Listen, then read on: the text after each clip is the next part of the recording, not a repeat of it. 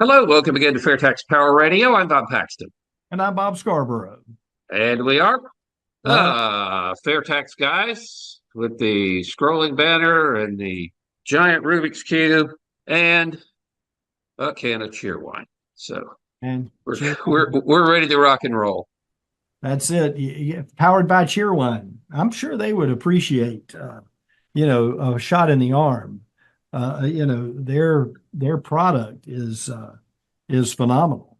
Yeah, well, anybody that lives in North Carolina or close to North Carolina, or around North Carolina, knows what Cheerwine is and knows how good it is. So, no, we are not getting paid by the Cheerwine Bottling Company to promote their product. I just grew up on this stuff, and I've drunk it for a long time, and it's really good.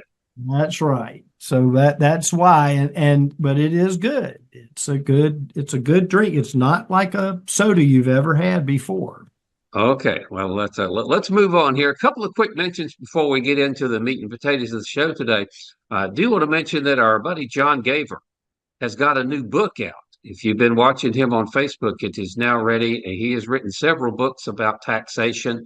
He's got a new one now called Tax Deception. And I would imagine he's going to jump into the comments here at any given moment and let you know when and where that will be available. But Yes. John Linder wrote the foreword for this book, and so obviously this is quite friendly to the fair tax, and we would suggest folks to get a hold of John's book, The Tax Deception, and check it out. Absolutely, wonderful. And he also has created the an app that calculates the prebate. Yeah, calculates what your tax burden would be under the fair tax versus the income tax. So I said he'll probably jump into the comments here if he hasn't already done it, and fill everybody in on the detail. Another Yeah, quick mention: I did not get to watch it last night, but we're recording this the day after the State of the Union address, and I understood that the president used the word fair and tax in the same sentence. But somehow he did not come out in support of HR 25. You did watch that. What went down there? up. I go to bed early because I have to get up early in the morning, and so I woke up at about 9:30, and I figured, well, I'll watch a little bit of it, and I'll just fall right back asleep. And so it got into the part about taxation, and Hmm. the president made the comment of taxes need to be more fair, and he said we need a fair Yes, tax. yes, they do. They need to be more fair, but they don't need to be a flat tax. Well, and that was my point is as you listen on a superficial level to anybody's conversation, it just so happened it piqued my interest that he was saying the word fair and tax within 10 seconds of each other and in the Okay. proper order. But sometimes he said taxes need to be fair, and other times he said we need a fair tax. And then he went on with his version of what that would be. Uh, but it leads into the confusion of what people hear. I have a friend of mine who thinks the flat tax and the fair tax, could be the same thing, and I've told him Hmm. they're not. They're not the same.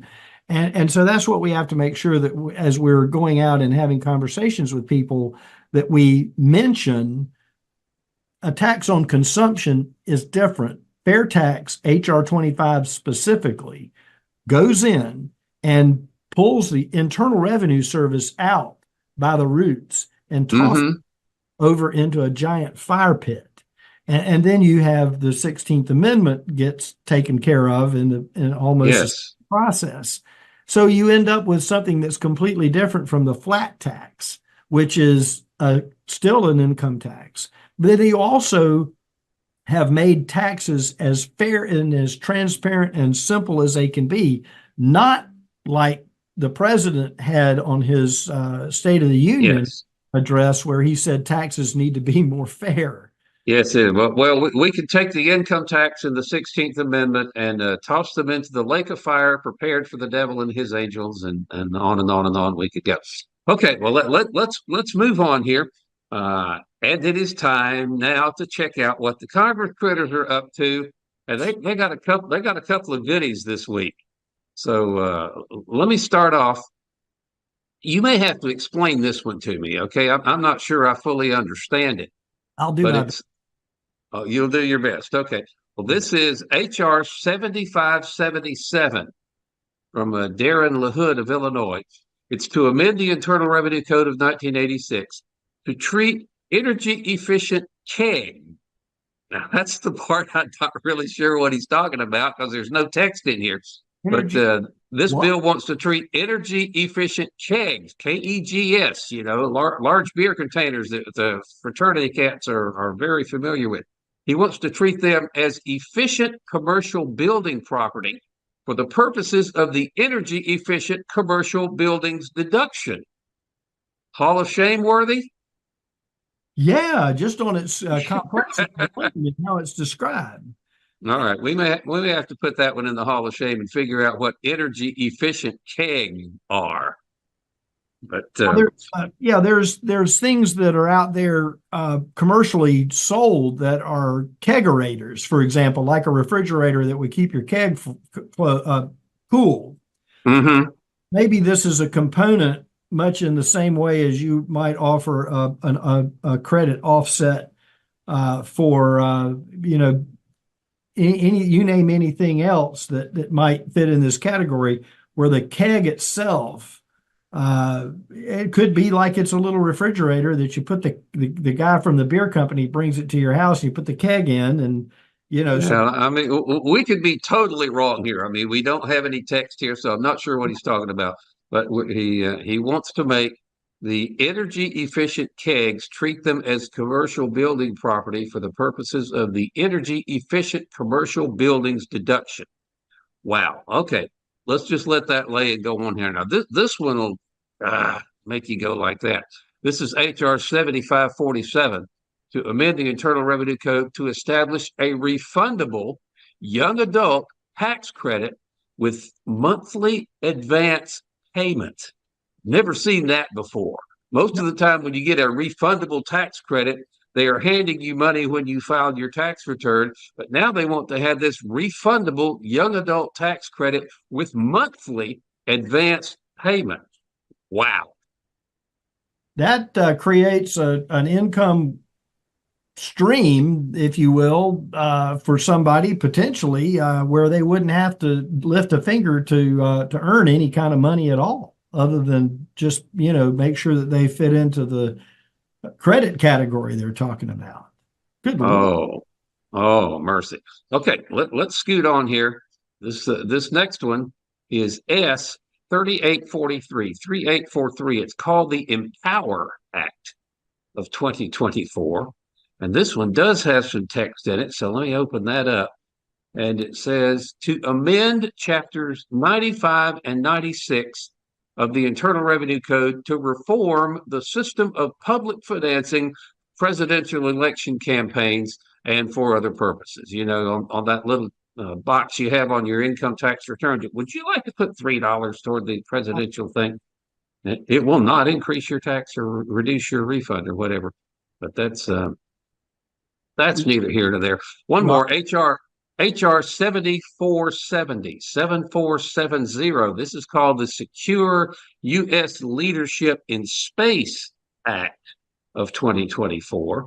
And it proposes to amend the Internal Revenue Code to treat spaceports like airports for the purpose of exempt facility bond rules. Great Scott. You trying to figure that out, huh? I got to get George Jetson's phone number because I'm sure he has experience in all of that. Obviously, you can tell that one comes from down here in Florida. Representative Neil Dunn to treat spaceports like airports for the purpose of exempt facility bond rules. So the question is, what is all that junk in our tax code? Why doesn't the tax code just simply deal with collecting the revenue the government needs to operate, and without all of this other junk in it?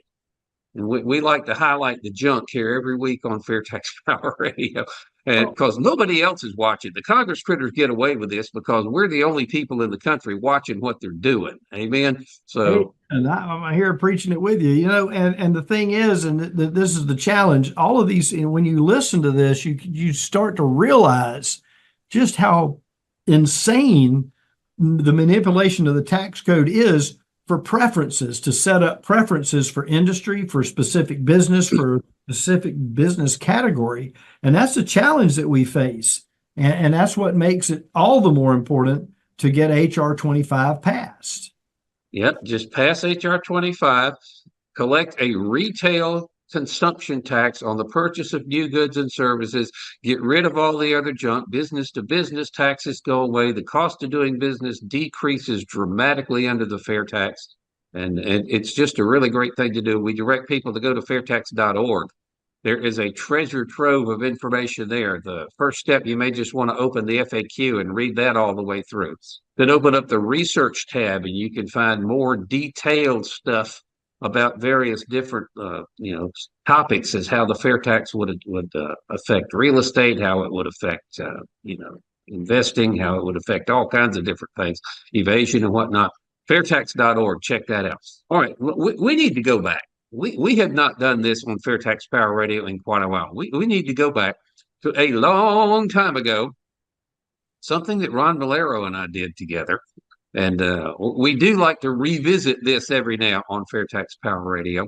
We used to, Valero would like to get me to do my Jeff Foxworthy thing. And you might be, you might be a redneck. No, you might be a FAIRtax fan. Well, and it's possible. I did not know that I was a NASCAR fan until I went to a race and enjoyed watching it, So I'm positive there are people out there who are indeed FAIRtax fans, who would like to enjoy all of the benefits that the FAIRtax would bring to them. They just don't know about it. So right. we came up with this list of, if, whatever, you might be a FAIRtax fan. So we're going to go. I'm going to spare you the Jeff Foxworthy impersonation this time. We'll just kind of go through these and see what it says. And this, I think, is if you could only make one point about the FAIRtax in trying to show other people what the FAIRtax would do for you, I think this would be probably the biggest selling point at all. If you'd like to put more money in your pocket by eliminating federal withholding from your paycheck and retirement distribution, you might be a FAIRtax fan. I don't know anybody of any political ideology or any party affiliation that would not like to have more money in their paycheck every week. You look at your paycheck, you see this gross amount. That's what you earn. Then you look down at the bottom, there's the net amount. That's what you get to take home. And there's usually a pretty significant difference between the two, because in between there, you'll see federal withholding, Social Security tax, Medicare tax. All of that goes away with the FAIRtax, and you can bring home close to, if not your entire full gross amount.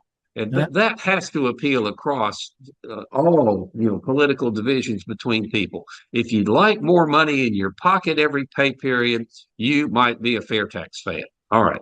Well, and that's the key right there. Instantly, as HR 25 is passed and signed into law, as soon as the infrastructure, which is simply adding a key to the cash registers, you in that scenario, that's it.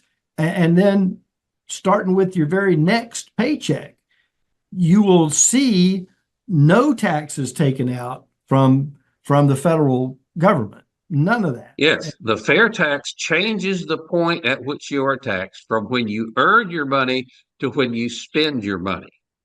So it's a radical change in the point at which taxes are collected, but right.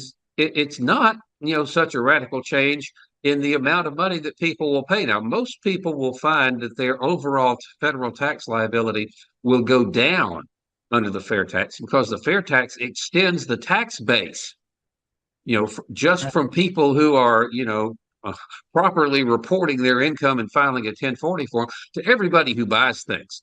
There are people who make their living by less than legal means and, other things, working for cash under the table.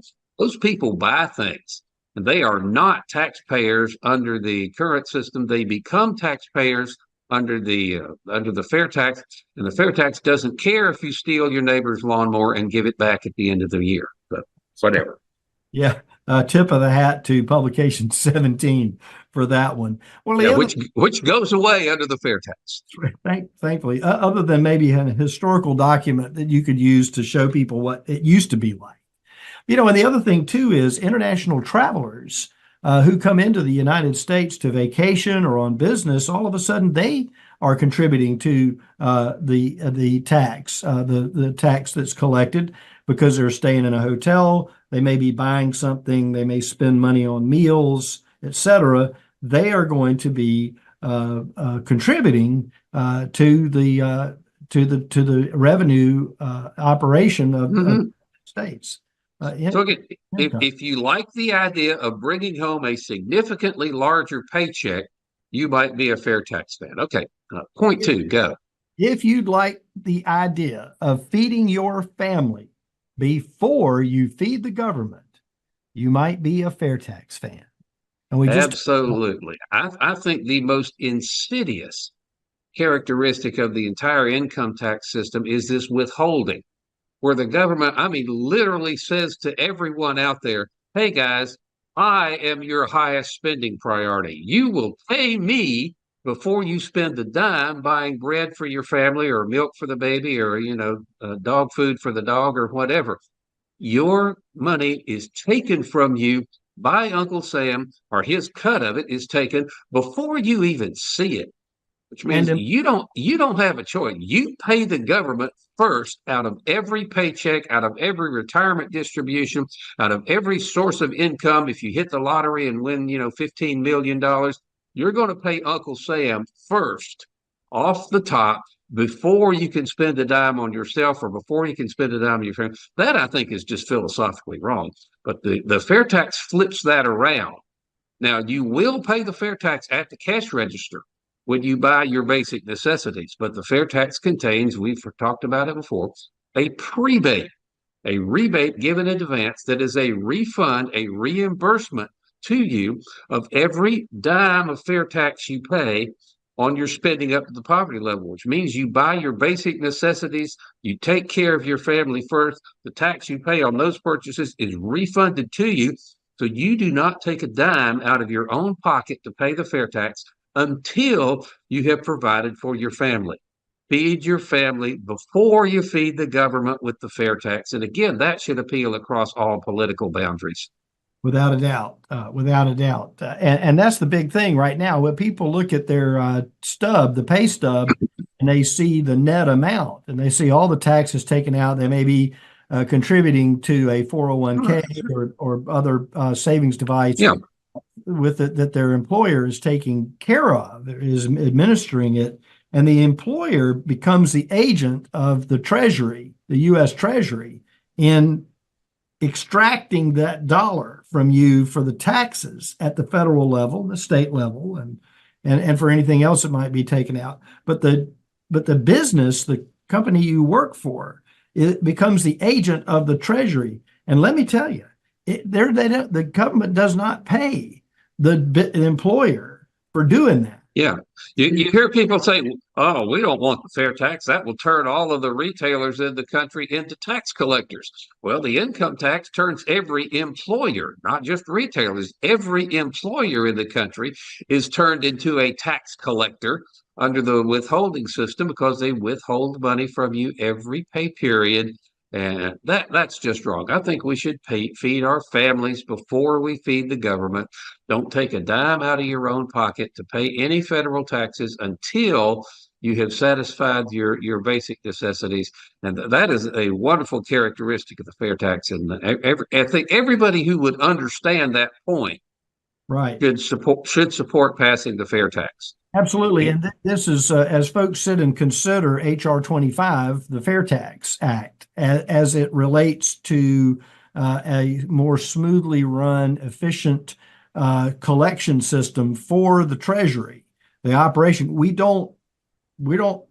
not saying more or less money. We are creating a pathway for the Treasury to meet its obligations across the board, including entitlements, so that monies that are collected now at the cash register under H.R. 25, the FAIRtax Act, they're everybody is essentially that comes to a cash register is paying in to the Treasury using tax, as opposed to 155 million taxpayers. You're looking at 300 and who knows how many, but probably everybody in the country. I mean, if you're looking at 300 and some odd million people in the country, every one of them is going to buy something at some point and be contributing. Can you imagine? The challenge is going to become, and of course we don't care about how it's spent, although that is something to consider. But we're not interested in that. We know that when this comes into effect, it's going to be a supercharge for the economy, that folks are going to get a break in terms of support, an instant raise, because the tax is not taken out of the check. That's automatically going to be, it's just going to, the federal government's not going to take the money out of your check anymore. Absolutely. I am a FAIRtax fan because I want more money in my pocket, because I want to feed my family before I feed the government, and also because I would love to see the IRS disappear from the face of the earth forever. If you're with me on that, you may be a FAIRtax fan. You have to laugh at these people who say, well, all we need is a simple flat tax that you can do on a postcard and send it in. But they don't tell you, well, who are you going to send that postcard into? Oh, the IRS. No, a flat tax will not get rid of the Internal Revenue Service. Any kind of tax on income that is dependent on people honestly reporting what they make and claiming only the credits and deductions that they're legally entitled to is going to be a mutt mess over here. You know, just like you see over on that the rail yard there, as opposed to the FAIRtax going straight down there. But yeah, the FAIRtax is the only way you're going to get rid, I mean, totally get rid of the Internal Revenue Service, because it totally gets rid of the tax that the Internal Revenue Service is charged with administering and enforcing. So don't let folks fool you into thinking, oh, we need to get rid of the IRS when we can do that with a simple flat tax. Can't do it. And the other thing is on the flat tax, you're going to be telling the government exactly how much you make, as you do now.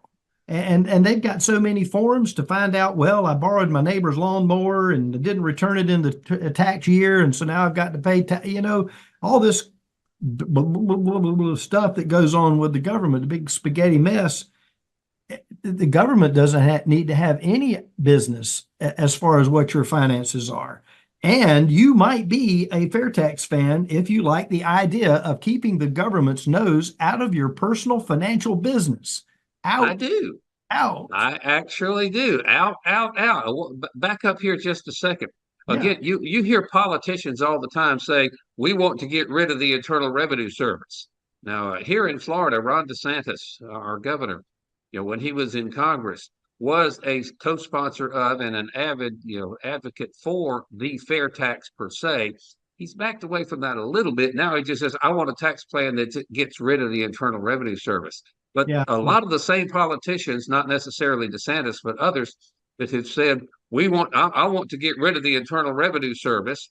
But those same guys will not come out and say, I support HR 25. I want to get rid of the income tax. And as a byproduct of getting rid of the income tax, we'll get rid of the Internal Revenue Service. So if you ever hear a politician say, I want to get rid of the Internal Revenue Service, tell them, all right, sign on to HR 25, because that is the only tax reform proposal that will accomplish that. And moving on to the other one, keeping the government's nose out of your personal financial. It is insane that the government requires every citizen to reveal more about their personal finances to the government than they are comfortable telling their own kids, for crying out loud. Exactly. And that's the challenge. And you scratch your head after you get through 15 hours with your tax attorney or with the CPA that's doing your income taxes. I mean, most people are going to fill out a 1040 form, and it's going to be the easy one, and and then they go and they get the refund of all of their money that the government's held for an entire year. Go buy a large screen TV with it or a grill for the backyard. when they could have had that money working for them throughout the year. And Yes. the mindset, unfortunately, that we're at, because I'll go back to what I say all the time. We haven't lived in a time where there was no income tax, but there is another way. And the way we have right now, that's the absolute only way that I see it, is HR 25, the FAIRtax Act. And again, now, this is something that most taxpayers will not have to worry about, but a system under which the government collects all of this, intimate personal financial data and keeps it in a database somewhere, or several databases or whatever. If the government has your personal confidential financial data, it can be leaked, it can be stolen. And so a tax system under which the government does not need your personal financial data. Steve Hayes has addressed this several times in recent chairman's reports. If the government doesn't have your personal financial data, they can't leak it. Thieves can't steal it. Somebody with a political agenda can't, send it over to MSNBC for the world to see. I mean, your personal data that you put on your tax return is supposed to be confidential. As a matter of fact, there's a very recent chairman's report that reveals something that I didn't know, that's astounding. A lot of IRS people work remotely. They don't come into the secure office. They work remotely using their own laptops, their own phones, their own devices from their own home where there's no supervision, and they're getting into people's personal finance. What could possibly go wrong with that system? Oh yeah, absolutely. And there's no way to verify, assure, or otherwise the security level of somebody at their house. They may be using a Wi-Fi, or they may be using a device that expands the reach of their Wi-Fi in their house. And any point along that circuit, around that network, could be susceptible to somebody hacking. Yeah, hadn't thought of that. The IRS person working remotely on his own Wi-Fi, there's somebody outside, parked in a car, and he's somebody else. You don't have to actually be in there and see the guy's laptop to steal the information that they have no business seeing. Wow, that's crazy. All right, well, I'll tell you what, we have flat run out of time here on FAIRtax Power Radio. We got about halfway through the list. So next week on FAIRtax Power Radio, we will continue with our You Might Be a FAIRtax Fan. If you want to eliminate the federal withholding, get a bigger paycheck, if you want to feed your family before you feed the government, if you want to get rid of the Internal Revenue Service, if you want to quit sharing your personal financial data with the government, all of those things, you are a FAIRtax fan, and we will urge you to join the good fight and lean on your representatives to support HR 25. And hopefully we're going to get that vote in the House that was promised by Kevin McCarthy. That I don't know if the new speaker is bound to do that or not. But hopefully there will be a vote in the House of Representatives as scheduled on the FAIRtax, and you can see which of your politicians are in favor of giving you all those things and which ones are in favor of keeping a system that benefits them and their lobbyists and less than what. Oh, okay. Let's wrap this up. Thank you very much for watching FAIRtax Power Radio, sharing the videos. We certainly appreciate that. We will see you next week, same time, same channel, as you used to say. Till we meet again, I'm Bob Paxton. I'm Bob Scarborough. We are the FAIRtax Guys, reminding you the FAIRtax is the only truly fair tax, and once you understand it, you'll demand it. So, how much will I bring home? Go ahead. How much do you make?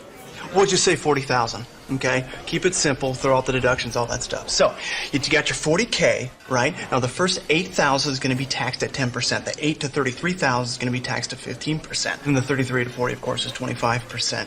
So that brings your total to $6,345. Okay, so the average is what? 16%. Okay, and then on top of that, you got Medicare, which is 1.5%, and then of course your Social Security, which is 6.2%. So actually, your new total is $9,405.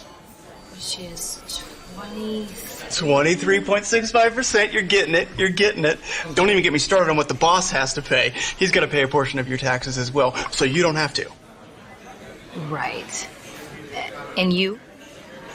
Oh,